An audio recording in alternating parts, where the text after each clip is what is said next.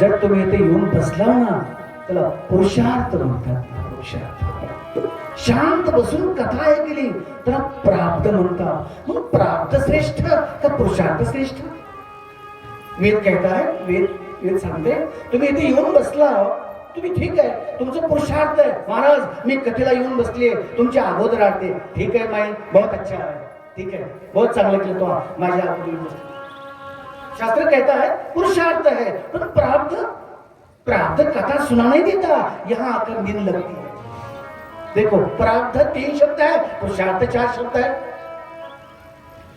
तुम्ही येऊन बसला तुमचा पुरुषार्थ आहे. महाराज मी 3 घंटा कथा ऐकणार, हा बहुत अच्छी है, हा बहुत अच्छी माँ, ठीक आहे. पण तुझं प्राप्त कथा ऐकून देत नाही तुला.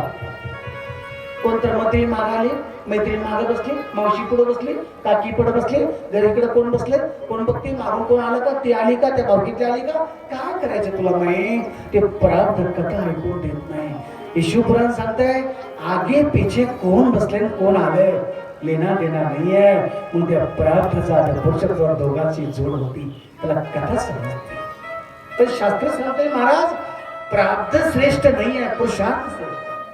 मनुष्य ने पुरुषार्थ करना चाहिए. जब पुरुषार्थ कर सकता है धीरे धीरे प्राप्त अपने आप आ जाता है. क्यों? कर्म की गति ऐसी है, कर्म प्राप्त को नहीं मानता, कर्म के अधीन है प्राप्त. कर्म अच्छा आहे ना तुमचं, तुमचं कर्म काय? कथा मी ऐकते महाराज, हे तुमचं कर्म आहे, तुमचं पुरुषार्थ आहे.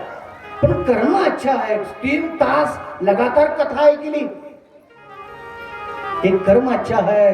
जिसका कर्म अच्छा तो प्राप्त अपने आप पीछे लगता है. प्राप्त अपने आप पीछे लगता है. पहिला पुरुषार्थ करना चाहिए. पळत पळत पदी मंडपामध्ये बसलं पाहिजे. पुरुषार्थ